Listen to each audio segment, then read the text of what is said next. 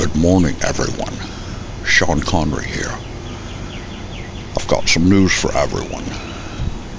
I'm not so much worried about my financial strategy anymore as I am realizing the place that I'm in.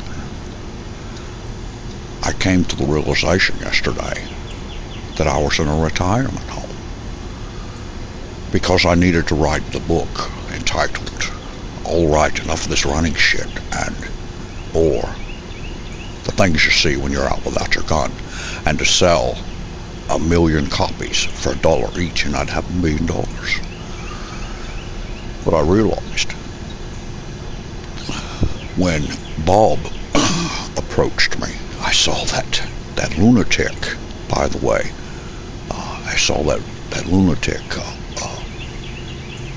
Austin Powers, in here yesterday. And I said, what the hell is Austin Powers doing in here? He didn't even have cool Bond girl names. He had names like a lot of vagina. And I had names like Octopussy. It was superb. It was superlative. It was apropos. But I digress. When Bob approached me with some medication, he said, 007, it's time to take your medication. I said, medication for what? He said, well, 007, it's time to take your dementia medication. And I said, dementia medication? What is it? He said, it's a combination of methaqualone and ecstasy. I said, fuck. Man, I fucking love you, man. I fucking love you, man. And I decided that I didn't want to leave right away. I think I'll hang around here for a little while and just see what this place has to offer. But I still need everyone to send me $1 each from 1 million people so that I could have $1 million. I have to have a little money in my bank to purchase the dementia medication, which I don't want to come off of right now because I freaking love everyone, man. This is intolerable not having it. Anyway, I digress. It made me reflect on my family.